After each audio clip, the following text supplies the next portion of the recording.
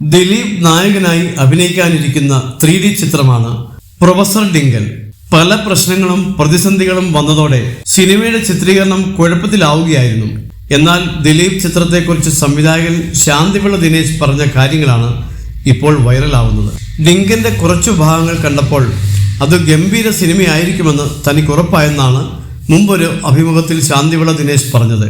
മാത്രമല്ല, മോഹൻലാലിന്റെ ബറോസ് എന്ന സിനിമയെക്കാളും മുകളിൽ പോകുമെന്ന് തനിക്ക് തോന്നുന്നതായും അദ്ദേഹം വ്യക്തമാക്കുന്നു. ദിലീപിന്റെ പ്രൊഫസർ ഡിങ്കനെ കുറിച്ച് വിഷ്വൽസ് ഞാൻ കണ്ടു. ദിലീപിന്റെ പ്രൊഫസർ ഡിങ്കന്റെ കുറച്ച് വിഷ്വൽസ് ഞാൻ കണ്ടു. 3D വിഷ്വൽസ് ആയിരുന്നു. സത്യം പറഞ്ഞാൽ മൈ ഡിയർ കുട്ടിച്ചാത്തന്റെ 1000 ഇരട്ടി മുകളിൽ വരുന്നത്.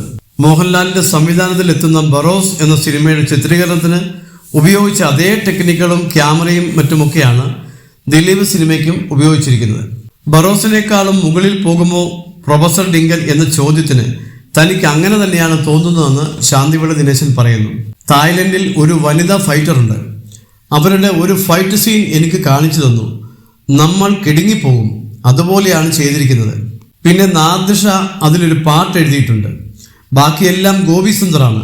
നാദിർഷ ചെയ്ത പാട്ട് അദ്ദേഹം തന്നെ എഴുതി സംഗീതം പകർന്നതാണ്. മാത്രമല്ല 1.5 കോടിയോളം രൂപ ചിലവഴിച്ചിട്ടാണ് ആ പാട്ട് ചിത്രീകരിച്ചിരിക്കുന്നത്. ആ പാട്ട് തായ്ലൻഡിൽ വെച്ചാണ് ഷൂട്ട് ചെയ്തത്. അതിൻ്റെ സെറ്റ് കണ്ടാൽ, അതുപോലെ ദിലീപും നായികയും ഒരുമിച്ചുള്ള സീൻ കണ്ടാൽ ഏത് പ്രേക്ഷകനും ഇരുന്നു പോകും. പാട്ട് പുറത്തു വന്ന് നമ്മൾ കണ്ടാൽ തന്നെ തിയേറ്ററിൽ പോയി ഡിങ്കനും കാണും. ആ സിനിമ വലിയൊരു വിജയമാകുമെന്ന് ഞാൻ വിശ്വസിക്കുന്നതായി താരം പറയുന്നു. എന്നാൽ ശാന്തിവിള ദിനേശിനെ കളിയാക്കിയും ദിലീപ് ചിത്രത്തെ പരിഹസിച്ചുകൊണ്ടുമാണ് ചിലർ എത്തിയിരിക്കുന്നത്. പ്രൊഫസർ ഡിങ്കന്റെ പോസ്റ്റർ കണ്ടപ്പോൾ തന്നെ മനസ്സിലായി നല്ല ടെക്നിക്കൽ ക്വാളിറ്റി ഉള്ള പടമാണെന്ന്.